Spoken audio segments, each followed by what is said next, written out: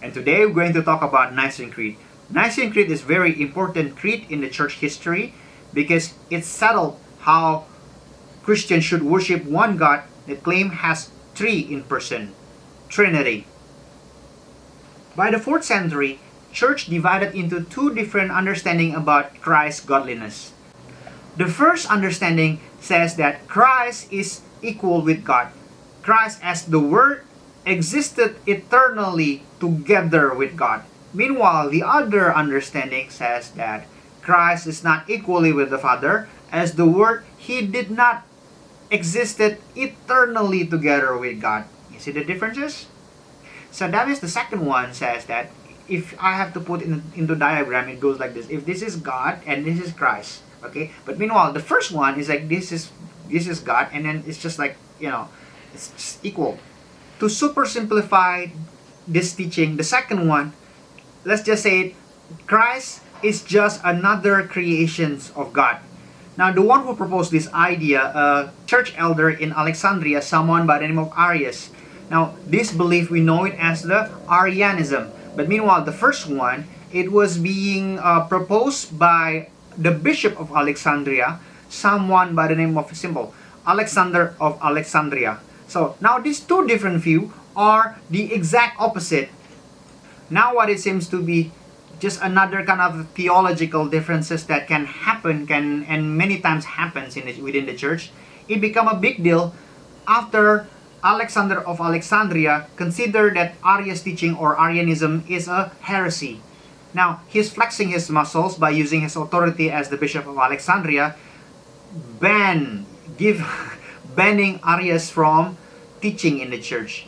Now, this sanction that made by Bishop Alexander to Arius, it create a ripple effect, and then it create a riot in the city of Alexandria between those who supporting Arius and those who supporting Bishop Alexander.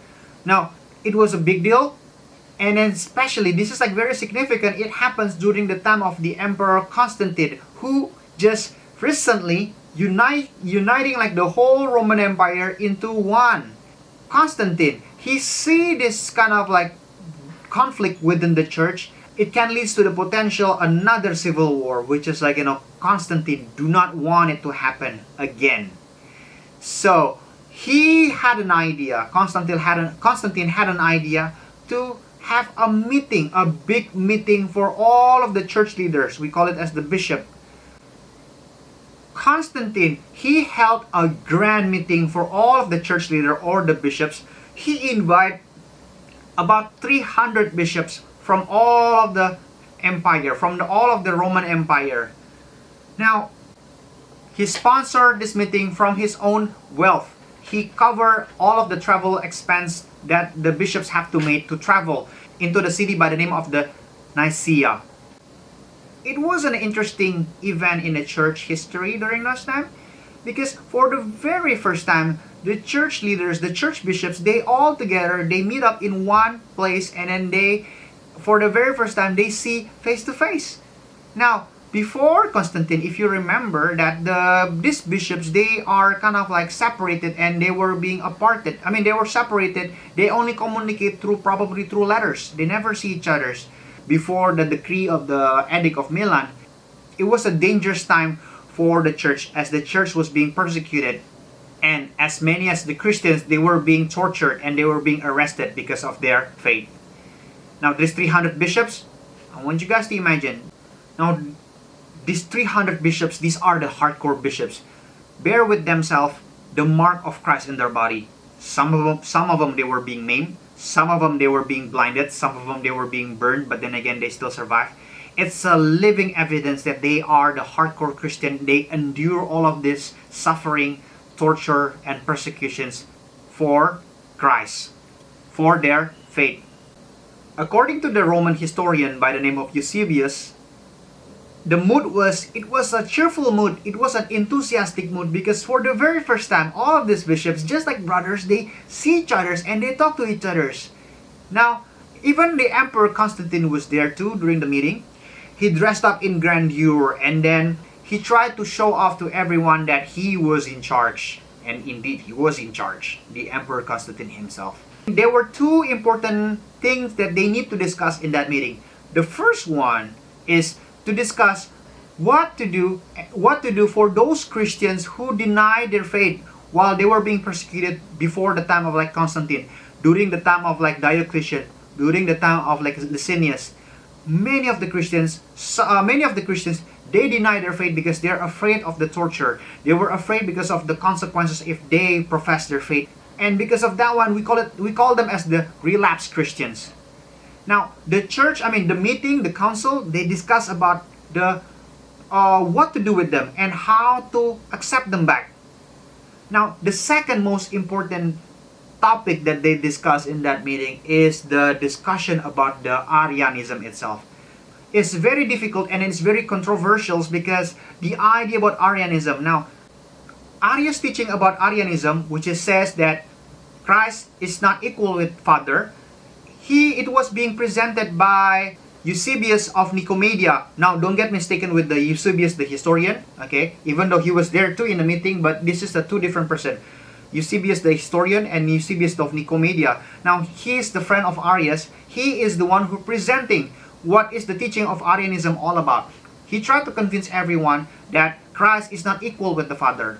At the same time, on the other side of the room in that meeting, someone by the name of Alexander of Alexandria, he was being helped by a young deacon by the name of Athanasius, which is, we will talk more about him next time. The debate went on between Eusebius of Nicomedia versus Alexander of Alexandria.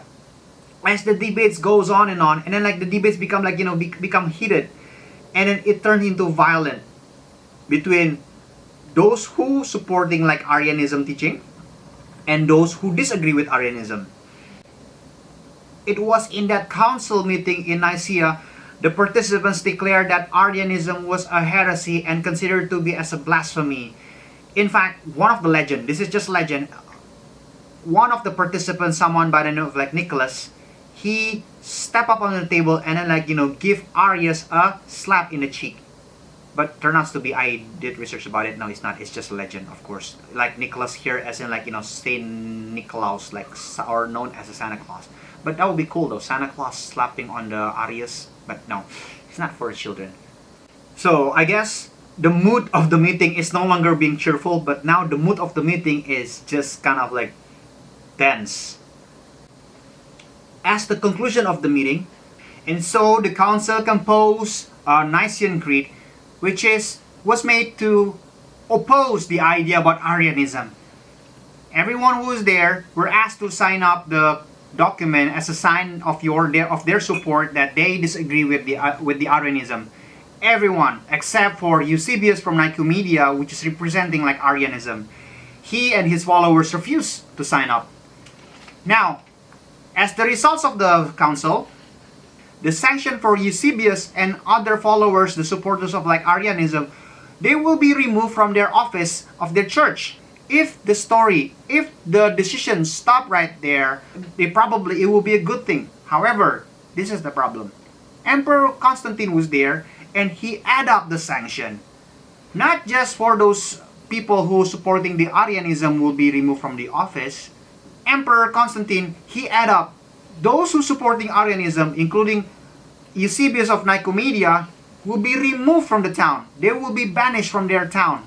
That is way too harsh, and that is not necessary. So, and later on, they will later strikes back, and they strikes back with violent. Years later, after the reign of Constantine, he was being replaced by another emperor, the son of Constantine, someone by the name of Constantius. And through the political movement, Eusebius Nicomedia convinced Constantius to consider the orthodox teachings about Christ equal with God is a heresy.